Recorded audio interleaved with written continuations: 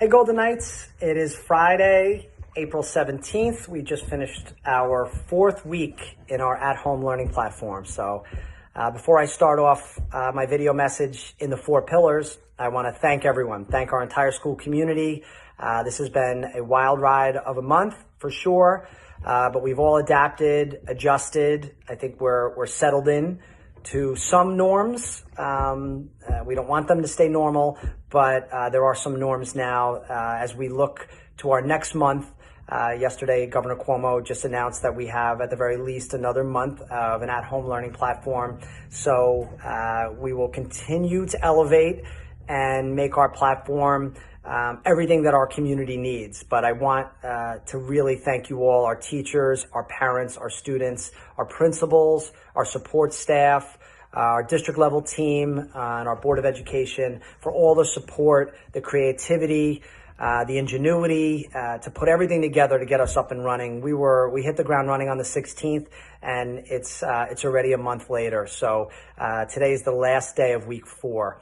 Next week we start our 5th week of consecutive at-home learning platform. So thank you all very, very much. So I'm going to get right into it. Our 4 pillars. The first pillar that we discuss here in Nanuet Schools is our buildings, our plant. What are our buildings looking like and doing right now? Well, same thing. We are, as folks access our schools, we still do have some teachers that are coming in and students and some community members that come into the buildings. I know our principals come in a couple times each week. Some of our support staff come in. Our custodians always clean and disinfect. There's a protocol for doing that when and if anyone enters any of our schools. So that protocol is continuing, and I'm happy to report that. They are still spending a lot of time supporting our food distribution program. All of our food professionals come in to cook up food and package food for our community each and every week. And so their work environment needs to be disinfected and cleaned appropriately. And so we're doing that. So not much of a change there, but just reporting that we are continuing that. We are in the spring now, so a bit of a change on our campuses, the external parts of our schools, our building and grounds. We are beginning to mow and, seed the grass, seed the fields, start getting everything ready as we typically would do in the spring. Again, we're continuing to move forward, being optimistic and following through with our seasonal norms. So we're doing that right now. We are still, actively keeping our grounds and our fields up and running. One area that we have shifted, though, since my last video is we are now prohibiting all community members, Nanuet members and beyond from using any of our fields. So in conjunction with Clarkstown Supervisor George Holman and County Executive Ed Day, the executive order that Rockland County parks were all closed. Nanuet, sadly, the Outdoor Education Center, the high school track, I know those are very popular places for people to go to kind of get a respite from their anxiety. Unfortunately, our building and grounds teams have had to lock those gates, put up signage, put up some caution tapes. We are no longer allowing anyone to access our fields and our campus. Other than that, we are continuing with all of our other mechanical things. We have heating, air conditioning, plumbing, electric systems that need to be checked on daily, weekly, orders, things that have to be done with all of our contractors, and that's all continuing to move forward. Operations. So our operations, as I said, we are a $78 million nonprofit organization. So we do have a lot of responsibilities that have to continue to be met. Essential tasks that have to be met, even though physically our schools are not filled with children and teachers. So one of those operations continues to be our food service program. Marianne Greger and her amazing team, they continue to support our community to the tune of an average of about 115 breakfast, lunch, and snacks a day. Are delivered through Go Packages. We have volunteers from our Nanuet Teachers Association, our secretaries, our administrators, everybody's helping out. Thank you to Mr. Brian Metcalf, our Dean of Discipline, who has really been a powerful leader and instrumental in helping to set up our long rotating schedule of volunteers. So really thank you to him and to everyone. Tons of love for our school community, people coming in, throwing on their PPE masks and gloves and getting to work and helping out our food distribution program. So thank you to them. Also under operations, Ms. Maura Hannigan and her team of nurses are still supporting our county medical workers child care program. We have 2 sites right now in the county. One is in Upper Nyack and the other is in West Haverstraw. And the Nanuet nurses are on that rotating list and serving our Rockland County community through that program. So thank you very much to Maura and her team. A whole debt of gratitude for them for doing that heavy lifting with the children of our medical workers. Operations, this time of year, we are usually, and we still are, but we are talking about budgeting and putting our budget together and dotting our I's and crossing our T's for next year's budget. It's a little bit tricky this year in that we know a little bit less about the governor's budget and state aid and other aspects of our budget that in the past we might have been able to gauge a little bit easier.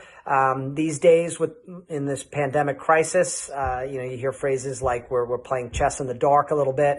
So we're strategizing. I thank our wonderful and experienced school board who've built many budgets through many years. That's my team. I'm so honored and blessed to be a part of that team and working directly with Assistant Superintendent Mario Spagnolo in action planning and coming up with really strong ways of securing a nice budget for next school year.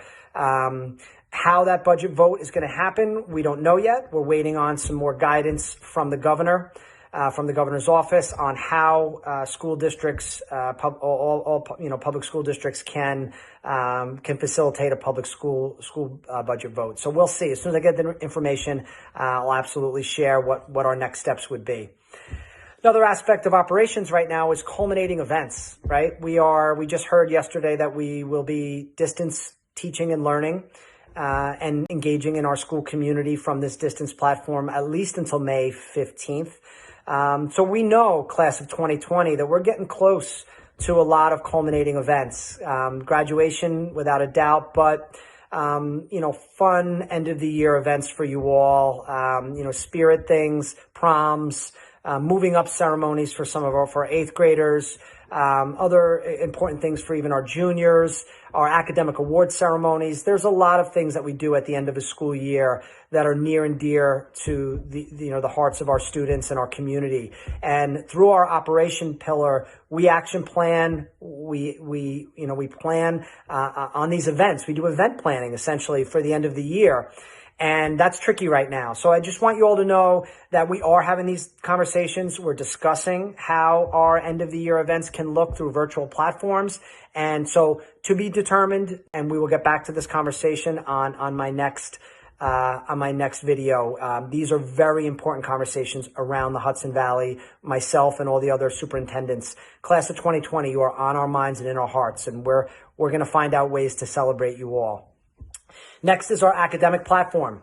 So our academic platform official guide is out. So it's the Nanuet at Home Learning Guide, was released last week. I'm very proud of that work. Thank you to our Nanuet Teachers Association Executive Council under the leadership of Joanne Fastigi, and my district level team, Dr. Fox, Mr. Polizzi, Assistant Superintendent Mario Spagnolo, myself, working hand in hand with our Teachers Association and our leaders, with our principals to design fair expectations and also customize an at-home learning guide that is important to Nanuet. It has a lot of common threads in the Lower Hudson Valley. We all are trying to use very similar approaches as successful school districts, but we took some of those threads and we kept them in our guide, but we also made our own because Nanuet is our own special community. We have our own cultural norms. So I'm really proud of that document, and I thank all those that put a lot of time and effort into that.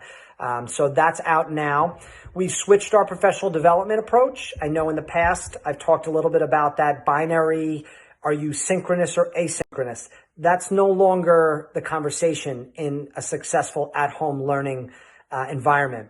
I've learned that. We've all learned that in the last 4 weeks of running our service this way. There's a multitude of different ways that students can learn and contribute in an at-home learning environment. Some of them are done really well, efficiently and effectively through a Google Classroom, where you're back and forth with your teacher on a Google Doc.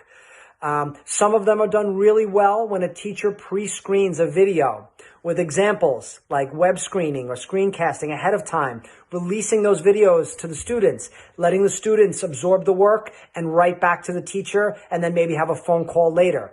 That works. And then also there's the Zoom, the fully synchronous, having conversations, a bunch of students and a teacher. That's really important too. For us, what we've realized is that the biggest value that Zoom brings is the social and emotional piece. We want to see the students' faces. They want to see ours, but it's not the end all and be all to teaching in a distance learning platform. And a lot of folks that have been in this, colleges, secondary groups that run distance platforms, will tell you that there's a number of important tools, important ways to meet the needs of your students in an at-home learning platform.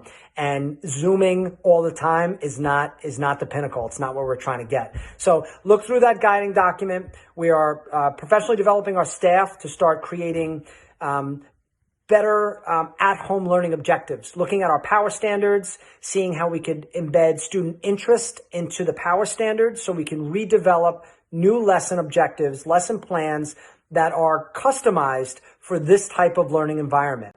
We're looking for a lot of voice choice from students. We're looking for a lot of project-based learning opportunities. So things are changing. We're shifting the way we professionally develop our staff, and they are eating it up. We are very nimble as a school community, and we are accepting the change because that's what we're all doing. All over the world, people are accepting this new crisis is asking us to all put on different hats and change and shift. And I'm really proud of our teachers, our principals, and my leadership team for doing that so well. And last but certainly not least is our social emotional learning platform, our pillar, mental health. After week 4, we've learned a lot. We have kiddos that are completely disengaging in our online platform. They were doing great for the first 2 weeks. They're starting to pull away. There's certain age groups of kids that are pulling away more than others. We know families that are struggling to get their teenagers out of bed in the morning. We know teenagers that are pulling away from their clubs. They're pulling away from the social media aspects of, staying involved in spirit days and virtual fun stuff that we're putting together. It's really important, parents and guardians and students, that you stay involved in our social media campaigns. It's what brings us together. It could keep things light. It's a reminder of being silly. You learn about people in different ways. I'm doing push-ups and doing strange things with my kids that I thought I would never be doing as a first-year superintendent. But it's really nice to share who you are and share how you're getting through this difficult time. But don't do it alone. There's a really nice place to share your heart and your love for the black and gold, and it's in our social media campaign. So thank you to Ashley Columbia, Scott Salato from BOCES for helping to lead our campaigns. And all I could say to our community is please get involved, get in that space. And last but not least, we want to know where we can meet you. Some people need more academic rigor, just ask for it. Some people need more social emotional support, just ask for it. And some people are just trying to survive. They've lost family members. They've lost friends. They've lost jobs. They're on unemployment. They're trying to make mortgage payments. They're trying to make rent. And you're trying to survive. Don't be shy. Let us know what you need. As a school community, we have resources. So those are our 4 pillars. This is after our first month of work together, folks. We have another month ahead of us. I am optimistic. I know the ingenuity, the creativity, the innovation of our Nanuet school community is so strong that we will take on these next 4 weeks. We will elevate. We will bring the students back that we may have lost. And we just need to hear from each other. Let's keep the lines of communication open. Let's give each other feedback. Being critical friends is important, not just critical. Critical friends is really, really important. Let us know what you know. Let us know what you see out there in other districts. Our ears and our hearts are open. So we are asked to distance by our governor and our president, but we can still do it together. So Nanuet together. Thanks, everyone. Go Golden Knights.